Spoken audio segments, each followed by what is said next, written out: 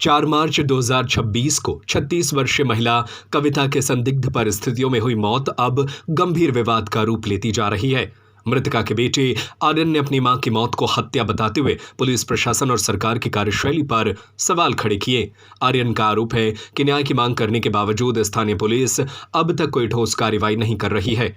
आर्यन के अनुसार घटना के बाद उसने थाना बादलपुर में लिखित शिकायत लेकर निष्पक्ष जांच और आरोपियों के खिलाफ कार्रवाई की मांग की थी, लेकिन लंबे समय बीत जाने के बावजूद मामले में कोई प्रगति नहीं हुई। पुलिस से निराश होकर आर्यन डीसीपी सेंट्रल नोएडा श्राव्या गोयल की कार्यालय पहुंचा और अपनी शिकायत पर तत्काल कार्रवाई की गुहार लगाई। आर्यन ने आरोप लगाया कि बादलपुर थाना प्रभारी और एसआई आर्यवीर मामले में लीपापोती करने में लगे हुए हैं तथा परिजनों और उच्च अधिकारियों को गुमराह किया जा रहा है।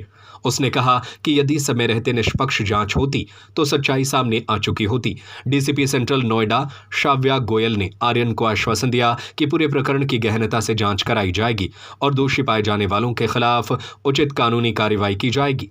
इस मामले ने पुलिस की कार्यप्रणाली और कानून व्यवस्था को लेकर सरकार को भी कटघरे में खड़ा कर दिया है। सवाल उठ रहे हैं कि जब एक पीड़ित परिवार न्याय के लिए अधिकारियों के चक्कर लगाने को मजबूर है तो आम जनता की सुरक्षा और न्याय व्यवस्था कितनी मजबूत है। अब सभी की नजर प्रशासन की अगली कार्रवाई पर टिकी हुई है। मेरा नाम राहुल राजपूत गोरख सदल से इसका पड़ोसी हूँ। कार्यालय नोएडा खड़े हैं, इस बच्चे को लेकर क्या है पूरा मामला? दरअसल क्या था, 4 मार्च को इसकी मम्मी की डेथ हुई थी, तो उसके मतलब इसकी मम्मी की डेथ हुई थी। 5 तारीख को पोस्टमार्टम हुआ था, तो हमें पता लगी थी मर्डर हुआ था। तो हमने जो कार्रवाई करी थी थाने में बादलपुर, वहाँ जाने के बाद हमें को पता लगा कि बड़े साहब कह रहे हैं कि अब हम कार्रवाई करेंगे, लेकिन कार्रवाई उन्होंने नहीं करी। हम फ़ोन कर रहे थे, हमारा फ़ोन नहीं उठाया। ठीक है, किसने फ़ोन नहीं उठाया? एसएसओ साहब ने फ़ोन नहीं उठाया था। थाना प्रभारी ने जो बड़े साहब हैं उन्होंने फ़ोन नहीं उठाया था। तो आज मजबूरी में हमें इस बच्चे की मतलब मदद के लिए हमें यहाँ आना पड़ा। और यहाँ आश्वासन मिला, अभी आप जो यहाँ डीसीपी कार्यालय आए हैं सूरजपुर में, तो डीसीपी साहब ने क्या आपको आश्वासन दिया? डीसीपी साहब ने आश्वासन दिया कि हमें जो मतलब हम कार्रवाई इस पर करेंगे, आप बेफिक्र रहिए, जो गलत है वो गलत है, जो सही है वो सही कराया जाएगा। अब जो भी चीज़ अगर गलत लग रही है वो गलती दिखाया जाएगा।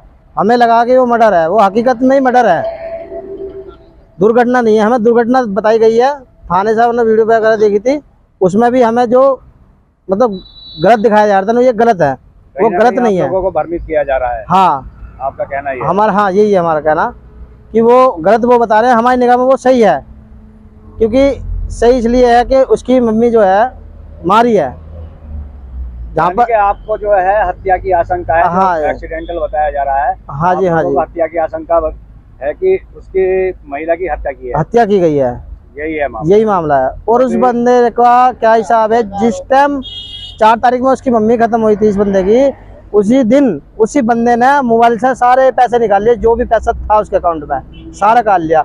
और बराबर इस बंदे से बात कर रहा कि हाँ मैंने मारी है या मैंने जो भी मतलब करा, वो इस बंदे को सारी बताई थी। इस बंदे ने हमें बताई थी कि भैया ऐसे सब बात है। तो आपका नाम क्या है? आर्यन प्रजापति। तो कहाँ के निवासी हैं? दुआई के। आज जो आप डीसीपी कार्यालय सेंटर सूरजपुर खड़े हैं, क्या है पूरा मामला? मेरी मम्मी की हत्या की गई है। तो आपने कहीं उसकी शिकायत दी? बादलपुर थाने में। बादलपुर थाने में। तो आपको बादलपुर थाने से क्या आश्वासन मिला? कोई कार्रवाई की गई वहाँ से? वहाँ पे कोई कार्रवाई नहीं की।